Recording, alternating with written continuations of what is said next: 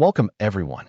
Today's topic is about the debate that took place between Daniel Haqiqatjou and GodLogic apologists centered on the so-called Islamic Dilemma. What many people did not realize is that both GodLogic and brother Daniel Haqiqatjou came into the debate with very different goals and aims. Each hoped that, by the end, people would reach their intended conclusion. GodLogic's aim. GodLogic's main goal was to prove to his followers that his arguments against Islam are strong, even strong enough that a top Muslim debater like Daniel Haqiqatjou would struggle to deal with them. Because of this, GodLogic consistently avoided answering key questions. Instead, he dismissed them as irrelevant or claimed it doesn't matter, while repeatedly insisting, according to the Quran. He achieved this by dominating the open discussion and steering the conversation toward his talking points.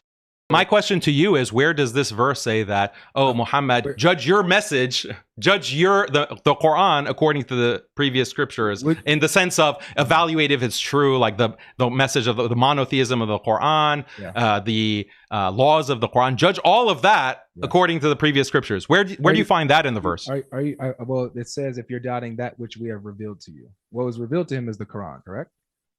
As you can see, GodLogic only responded to questions that supported his arguments, while ignoring or dodging those that challenged him. His second aim was to convince the audience that his case was based solely on what the Quran clearly says. What we're going to be seeing today, ladies and gentlemen, we're going to be seeing, I'm going to give you exactly what I say the Quran says. What I'm saying, I'm going to show you from the Quran. I'm going to show you from what Muhammad is saying. But the evidence shows that his real goal was not to spread truth, whether for or against him, but only to push his narrative. By avoiding Daniel's direct challenges, it became clear that he feared the truth would expose his position as false. Daniel Haqiqatjou's aim. Brother Daniel's aim, on the other hand, was to expose GodLogic's misrepresentations.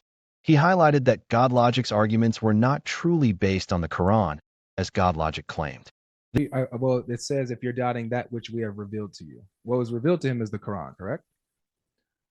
Yes. Okay. So if he's doubting the Quran, Allah tells him what to do if he doubts the Quran.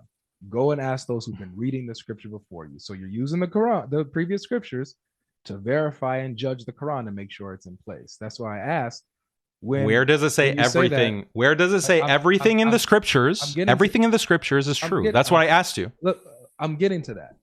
Trust me, I'm getting to that. First, I'm dealing with what's the authority, what's the judge? Because your argument was that the Quran never tells us to use the previous scriptures as a judge over the Quran. So I'm dealing with this point first. Okay. This forced GodLogic to dodge even the simplest of challenges. For example, when Daniel pressed him to point out exactly where in the Quran it says what he was claiming. Do you believe in biblical inerrancy? The Quran does. It doesn't matter what I believe. Well, I'm asking you, do you believe in biblical inerrancy? My belief is irrelevant to this debate, dude. GodLogic responded with, let's land and I'll come to that. But he never did. Daniel's second aim was to reveal the real reason behind the Islamic dilemma. It was designed to cover up the corruption of the Bible and present it as free of error, when in fact, it is not. GodLogic failed to honestly answer these questions and repeatedly avoided them. Daniel allowed GodLogic to dominate the open discussion, but at the same time, he kept pressing him on the issue of the Bible's corruption. So the Christians that don't believe in biblical inerrancy, they believe that the Bible is true in a general sense, but not every word of the Bible is literally true.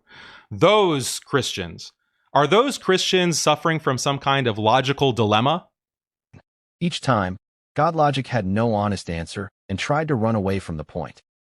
Finally, Daniel's third aim was to spread the truth.